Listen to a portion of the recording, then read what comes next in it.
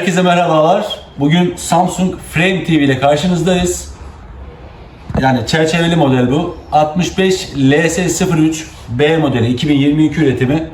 Bakın görüyorsunuz şurada bir iz var, beyaz bir iz var. İçerideki LGP'de çatlama oluşmuş. Diğer adıyla reflektör diyoruz. LED'lerdeki ısı burayı çatlatmış. Bu bir Frame TV. Normalde 24 saat açık kalabiliyor. Yani tablo yerine de kullanılabiliyor. Çerçeve takılıyor buna. O şekilde kullanılabilir. Fakat yani Samsung bu LED'leri üretirken yani 2022'de üretilmiş yaklaşık 4 yıllık bir cihaz. Yani bu kadar kısa sürede arıza yapması gerçekten büyük bir hayal kırıklığı.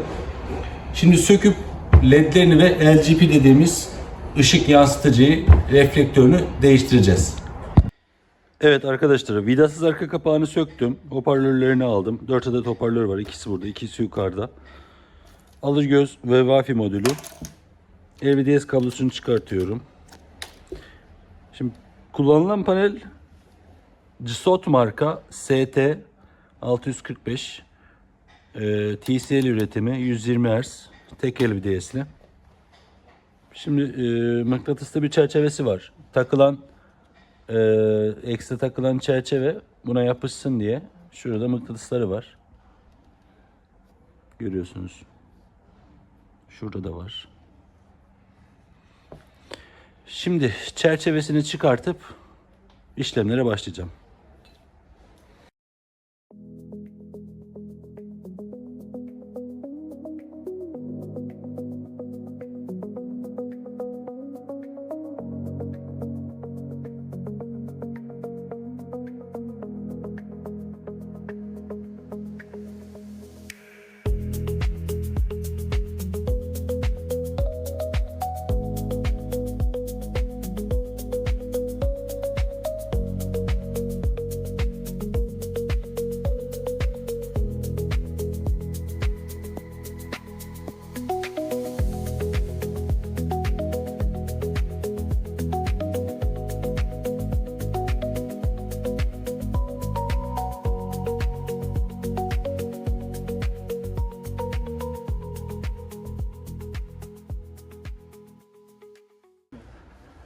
Yardım alıyor musunuz bu işlemleri?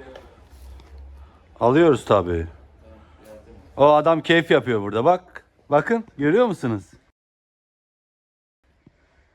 Biraz da keyif yapalım ya. Panelin PCB'lerini dikkatli bir şekilde çıkartıyoruz. Mat bir panel var bu üründe görüyorsunuz. Yalnız temizliği çok kötü. Çok zor daha doğrusu.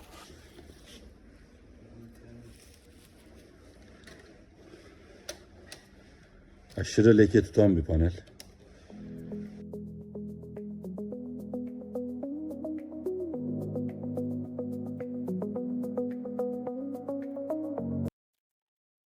Şimdi paneli kaldıracağız.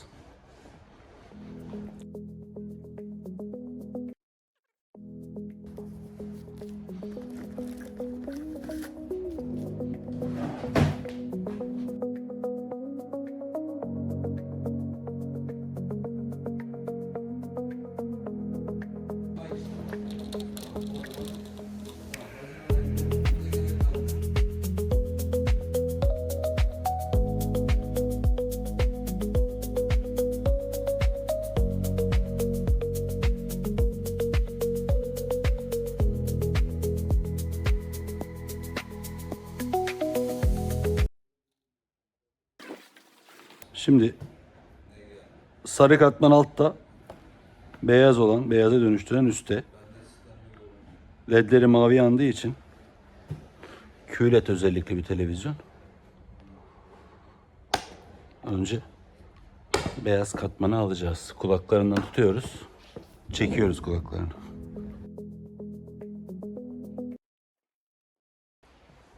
Şimdi kenardaki çerçevelerini çıkartacağız.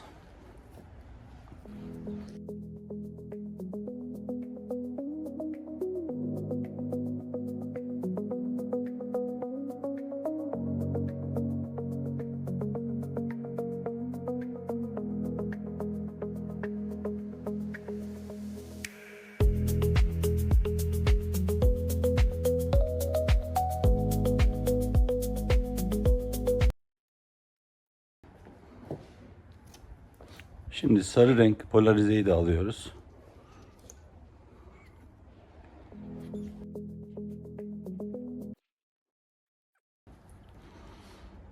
Görüntüdeki iz bu. İz düşümü resmen. Yani şuradaki bakın ledlerin ısısı PX'i nasıl çatlatmış. Bu ışık havuzu, ledin ışığı yukarıya doğru bakarak ışık kılavuzun içine giriyor. Kılavuz ışığı tepeye kadar yansıtıyor. H-LED sistemi dediğimiz sistem bu. Yani kenar aydınlatması. Normalde çok temiz bir ekran olur bu tip aydınlatmalarda. Eski üretilen ürünler, geçen gün bir müşteri getirdi, 2012 üretimi, 14 yılda LED'i yeni bozulmuş. Ama bunlar 3-4 yılda bozuluyor çünkü LED'lerde alüminyum yok denecek kadar az. LED istediği kadar soğuyamıyor. LED'in kalitesi de eski kalitede değil. Şimdi bir yakalım. LED'lerde bir henüz yanma yok. Bazılarının renklerinde biraz düşüklük var. Az yanıyor.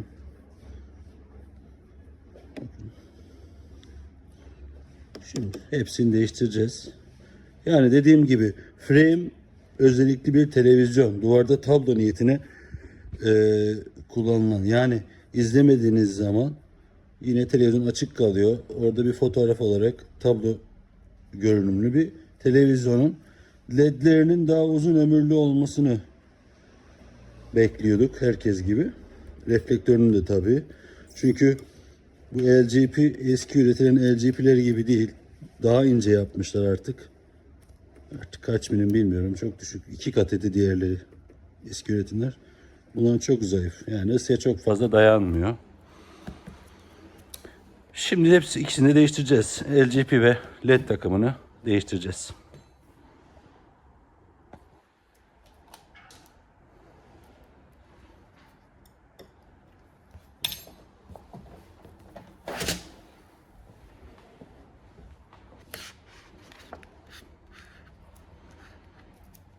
Yani öyle bir şey ki sıcaklık buradaki plastik takozları da eritiyor.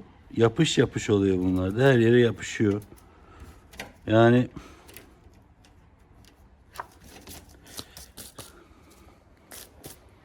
tamiri de zor. Bakın ne hale gelmiş.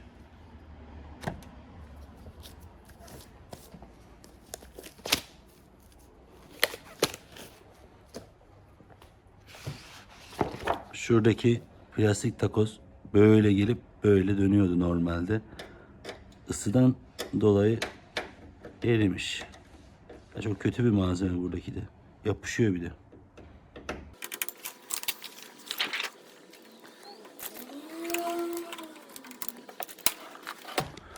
LED'leri ısıtarak sökeceğiz. Daha kolay çıkıyor. Fazla bant bırakmıyor altında.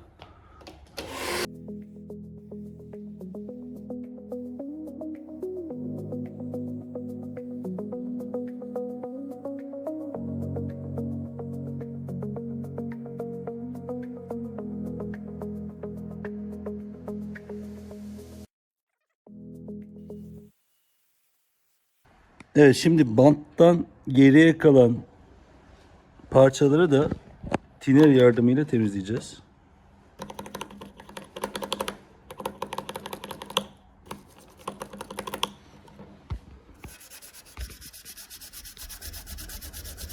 Evet sevgili dostlar, şimdi size bir şey göstermek istiyorum. Şimdi bu yeni ledlerimiz, denemek için soketlerini taktım. Şimdi bu led 2022'de üretilmiş bir led. Alüminyum seviyesine bakın. Bu da 2018'de üretilmiş Nu 55 Nu 8000 serisi Q6 FNAT Q7 FNAT serisinin LED'i. 2018 8 yılda bu led bozulmuş. Hatta yine de çok fazla bozuk değildi. Çok az bir şey kararma vardı. Şurada leke vardı. Ondan dolayı dün değiştirdim.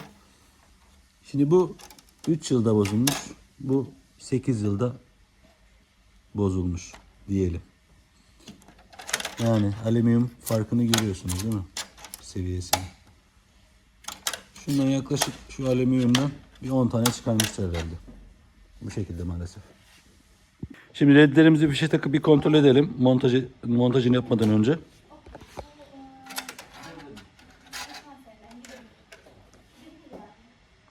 Evet.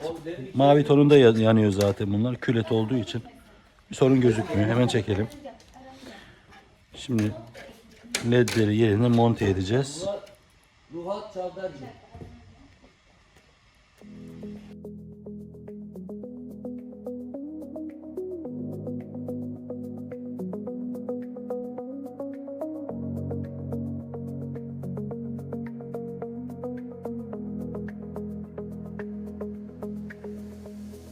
Böyle ledleri bastırırsak daha iyi yapışmasını sağlarız. Şafak ustam. Nasılsınız? İyiyiz. Siz nasılsınız? Kolay gelsin usta. Teşekkür ederim. Yine güzel bir bilgi veren bir videoda yine karşılaştık. Ne yapalım? Yardımcı olmaya çalışıyoruz ama Evet. elimizden geldiğince. Elinize sağlık böyle bilgiler için. Frame serisi hiç yoktu videomuz. O yüzden Evet. Evet. yapayım dedim. Ama biraz cihazı şey kullanmışlar, hor kullanmışlar gibi geldi. Ya kullansa ne olur, kullanmasa ne olur? Adam müşterinin ne kabahati Ama var. En senin fazla. elinden geçen cihaz 0 kilometre yakın olur ustam. Eyvallah kardeşim. Teşekkür ederim. Senin de öyle.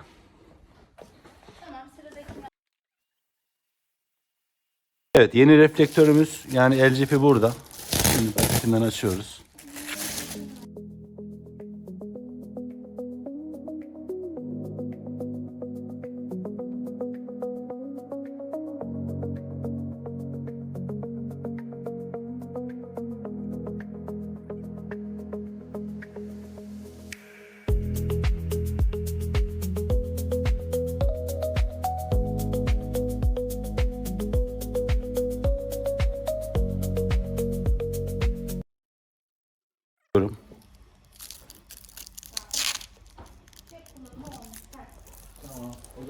Şimdi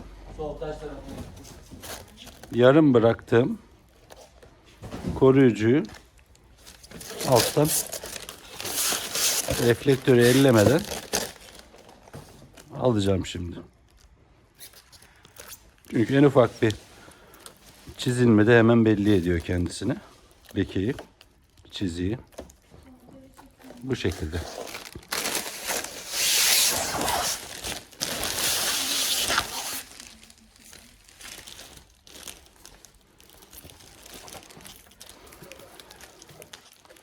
El değdirmeden, kimse görmeden şimdi üstündeki koruyucuyu da alacağım.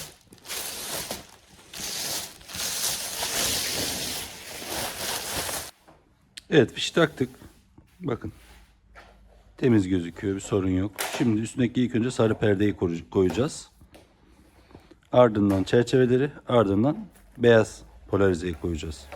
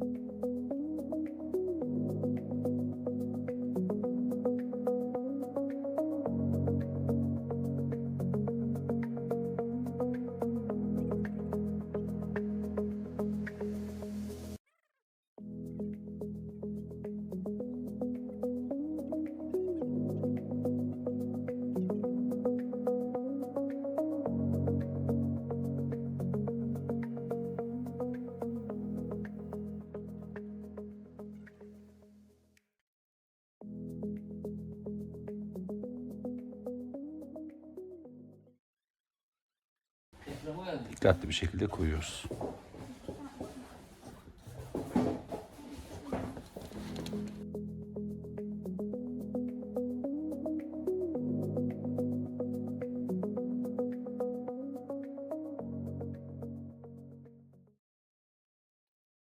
Panelin bağlantılarını yapıp görüntüyü bir kontrol edelim. Ardından çerçeveyi takacağız.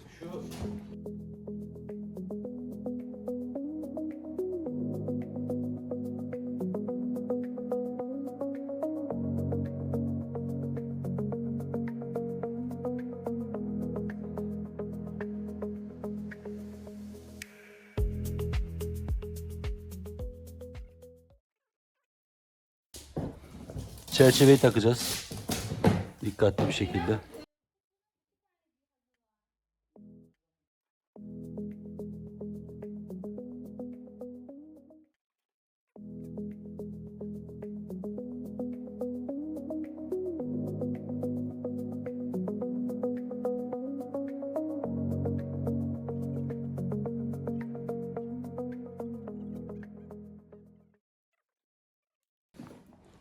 Evet, cihazımızı toplamaya devam ediyoruz. Sadece arka kapak kaldı. Hoparlörleri taktım.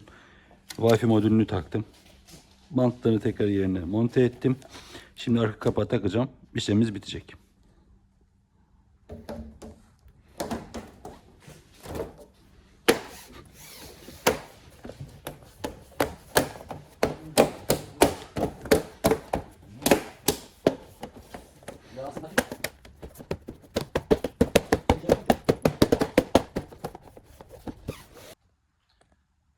Evet arkadaşlar, LGP ve LED değişimimizi gerçekleştirdik. Gördüğünüz gibi buradaki iz kayboldu.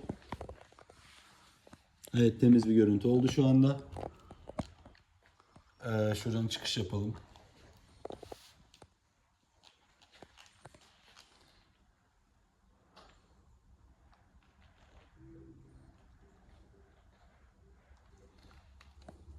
Yani gördüğünüz üzere tekrar eski haline döndü. Bu arada destek için kanalımıza abone olup videolarımıza like atarsanız seviniriz. Bir başka onarım videosunda görüşmek üzere. Hoşça kalın.